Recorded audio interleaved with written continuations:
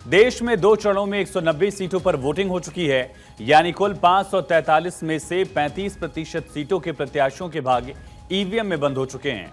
इन 2 चरणों में कम वोटिंग ने सियासी दलों के साथ वोटर्स को भी एक तरह से भ्रमित कर दिया है।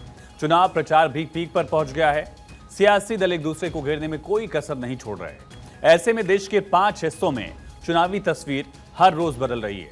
महाराष्ट्र और कर्नाटक की लड़ाई सबसे रोचक है।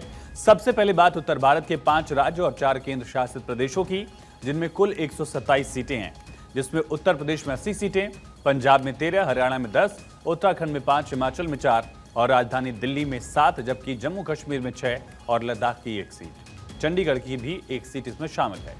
उत्तर भारत की सीट दिल्ली की गद्दी तय करती है और बड़ा फैक्टर जो है ये तय होता है कि उत्तर भारत के इन राज्यों में एनडीए की पकड़ ज्यादा मजबूत है लोकसभा चुनाव के मामले में बाकी राज्यों में। हरियाणा में बीजेपी की सरकार है, चंडीगढ़ में बीजेपी का सांसद रहा है और बीजेपी यहां लगातार मजबूत दिखती है। इसी तरह से बीजेपी और राज्यों में भी लगातार प्रचार प्रसार कर रही है। तो 80 सीटों वाले यूपी की 16 सीटों पर वोटिंग हो चुकी है। 7 मई 10 सीटों पर वोटिंग के साथ पश्चिम यूपी का पूरा हिस्सा कवर हो जाएगा। 2 चरणों में हुई कम वोटिंग के असर को भांपने के लिए सियासी पार्टियां सीटों के उतार चढ़ाव का आकलन कर रही हैं। बीते चुनाव का वोटिंग ट्रेंड देखें तो क्षेत्र में बीजेपी आरएलडी गठबंधन की सपा कांग्रेस पर बढ़त का दावा किया जा रहा है। हालांकि यहां राजपूतों की नाराजगी एनडीए की मुश्किलें बढ़ा सकती हैं। सपा सुप्रीमो अखिलेश के कन्नौज से उतरने और अमेठी रायबरेली से राहुल प्रियंका के नाम की चर्चा से सियासी ग्राफ में उछाल देखा जा रहा है। उधर दिल्ली की धारा से विपरीत बहने वाली पंजाब में बीजेपी, आम आदमी पार्टी, अकाली और कांग्रेस सभी अकेले अकेले लड़ रहे हैं। सभी 13 सीटों पर कांटे की जंग है। बीजेपी ने दूसरे दल से आए 6 लोगों को उतारकर मुकाबले को रोचक बना दिया है। हरियाणा की बात करते हैं, जहां बीजेपी शासन में है लेकिन हाल में मुख्यमंत्री बदला गया। हरियाणा में कांग्रेस ने 8 सीटों पर सधे प्रत्याशी घोषित कर बीजेपी को चुनौती दी है। इनमें ब्राह्मण, पंजाबी, गुर्जर, ओबीसी, अहिर, एससी और जाट, ये तमाम वोटर्स हैं जिनको साधने का प्रयास जारी है। अब बात दक्षिण भारत की, जहां 5 राज्य और 1 केंद्र शासित प्रदेश हैं, जिनमें कुल लोकसभा सीटों की संख्या 130 है। इसमें तमिलनाडु 39 सीटें, कर्नाटक की 28 सीटें, आंध्र प्रदेश की 25, केरल में 20 सीटों पर चुनाव हो ही चुके हैं, तेलंगाना में 17 सीट और पुडुचेरी की 1 सीट है। तमिलनाडु में भी सभी सीटों पर चुनाव हो चुके हैं। बीजेपी के सामने दक्षिण का जो दुर्ग है उसको भेदने की चुनौती है। अगर कहा जाए, दक्षिण में बीजेपी को अपनी मौजूदगी दर्ज कराने का एक बड़ा चैलेंज दिख रहा है। तमिलनाडु की सभी 39 सीटों का भविष्य ईवीएम में कैद हो चुका है। बीजेपी 3-4 सीटों पर इंडिया ब्लॉक को टक्कर दे रही है, ऐसा जिक्र है। आंध्र प्रदेश में लड़ाई वाईएसआरसीपी प्रमुख उनके जगन मोहन रेड्डी और टीडीपी प्रमुख चंद्रबाबू नायडू के बीच चल रही है। अदावत लगातार थी और अदावत चुनाव में भी दिख रही है। बीजेपी ने इस बार टीडीपी का साथ दिया है। गठबंधन में टीडीपी की वापसी हुई है। सीधा रुक करेंगे, हमारे साथ सहयोगी अक्षय राय कनेक्ट हो गए हैं। अक्षय, कम वोटिंग ने मतदाताओं को कंफ्यूज किया है या मतदाता अपने रुख को लेकर स्पष्ट है, लेकिन राजनीतिक दलों के लिए ये एक चुनौती वाला समय है इस ट्रेंड को पहचानना, इस ट्रेंड को समझना?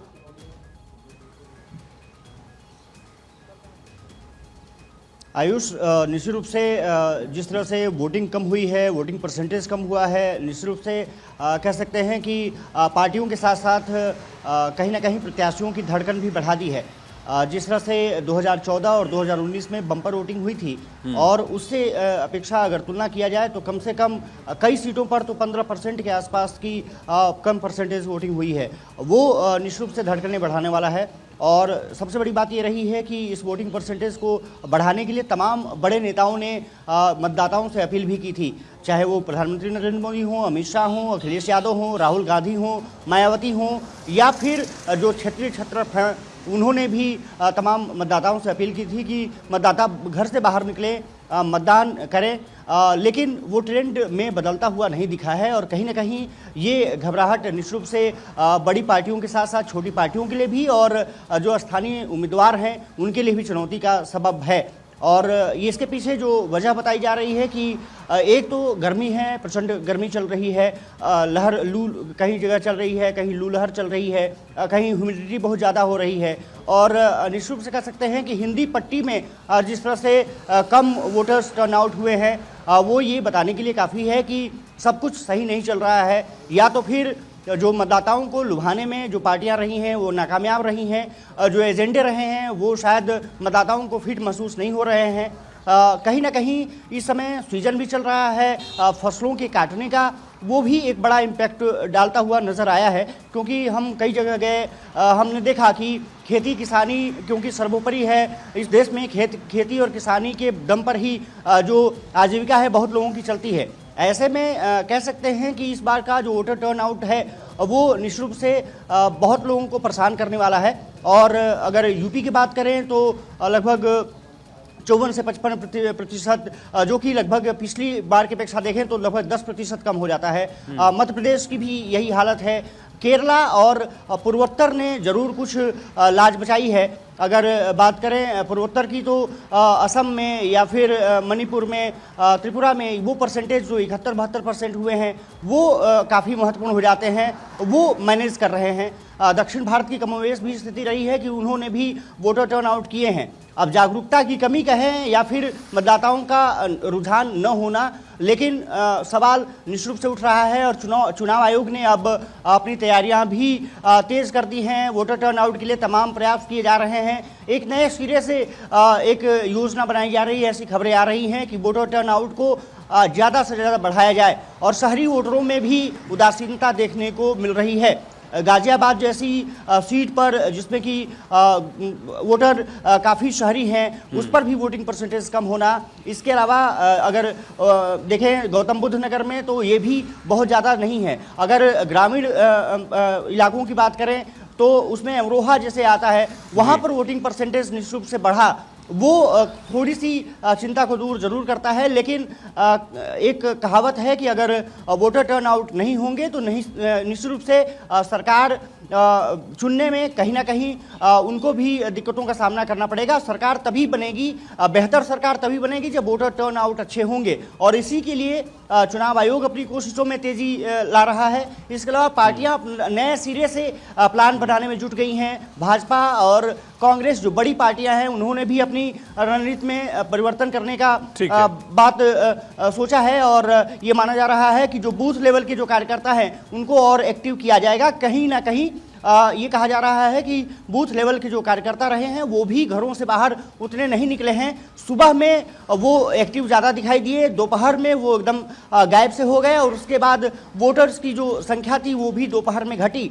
शाम को एक बार फिर से रफ्तार पकड़ी, लेकिन ये नाकाफी साबित हो रहा है। मथुरा की सीट पर भी ऐसी ही वीआईपी सीट है, हेमा मालिनी लगातार वहाँ से जीत रही हैं, लेकिन वहाँ पर देखा जाए तो 16 से 17% का जो नुकसान है वो कहीं ना कहीं चिंता का सबब है। और कह सकते हैं कि 46-47% कुछ वोटिंग होती नहीं है। मथुरा की बात करें तो 63 और 64%, 14 और 19 में देखने को मिला था, लेकिन वो परसेंटेज घट करके 47% पर आ गया। ये ज़रूर चिंता का सबब है आयुष, और इस पर पार्टियों की निगाहें भी हैं। उन्होंने अपने तरीके से सोचना भी शुरू कर दिया है। लेकिन ये माना जा रहा है कि वोटर टर्नआउट होने का 2-3 जो सबसे ज़्यादा कारण रहे हैं। एक तो वोटरों में कहीं ना कहीं उदासीनता देखी जा रही है, उदासीनता, गर्मी फसल का वक्त बहुत ज़्यादा है, और तीसरी कई मुद्दे हो सकते हैं का सीजन। बिल्कुल अक्षय, इस पर लौटेंगे हम। हमारे साथ अभिषेक भी जुड़ गए हैं। अभिषेक शर्मा हमारे सहयोगी मुंबई से।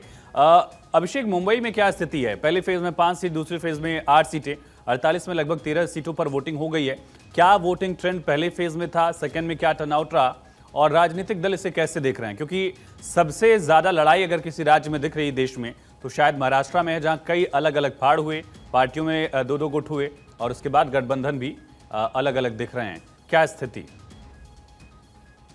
बिल्कुल सही कहा आपने। बिल्कुल महाराष्ट्र एक ऐसा राज्य देश भर में है जो जाहिर सी बात है कि यहाँ पर आप समझिए कि 48 सीटों में से 5 चरणों में चुनाव यहाँ पर हो रहा है और एक एक सीटों के लिए यहाँ पर लड़ाई काफी अहम मानी जा रही है। आप समझिए कि जिस तरीके से उत्तर प्रदेश के बाद दूसरा सबसे बड़ा राज्य लोकसभा के हिसाब से, संख्या के हिसाब से महाराष्ट्र आता है। महाराष्ट्र में 48 सीटें हैं और इस 48 सीटों पर आप इस बार जो लड़ाई सिरे से चल रही है, इंडिया अलायंस और जो महाविकास आघाड़ी यानी बनी हुई है, उसके अलावा बीजेपी और एनडीए का, ये सीधे सीधे आमने सामने लड़ाई के मूड में है। और यही वजह है कि जहां पर अभी 4-5 कैंडिडेट बड़े बड़े पार्टियों को हुआ करते थे, ये सामने सामने पार्टियां यानी महाविकास आघाड़ी की या फिर एनडीए के जो कैंडिडेट हैं। और यही वजह है कि यहाँ पर 5 चरणों में चुनाव हो रहा है। कम से कम हर किसी पार्टी को एक समय मिल रहा है कि उस जगह पर जाकर चुनाव प्रचार अच्छे से कर पाए। और आप समझिए कि अगर हम महाविकास आघाड़ी की बात करें या फिर एनडीए की बात करें, दोनों पार्टियां आपस में इस कदर चुनाव प्रचार कर रही हैं कि उन्हें इस बात पर लगातार लग रहा है कि सीटें कई तरीके से यहाँ पर आए। एनडीए की हम बात करें, देखिए 45 सीटें जीतने का उन्होंने अनुमान लगाया है कि महाराष्ट्र के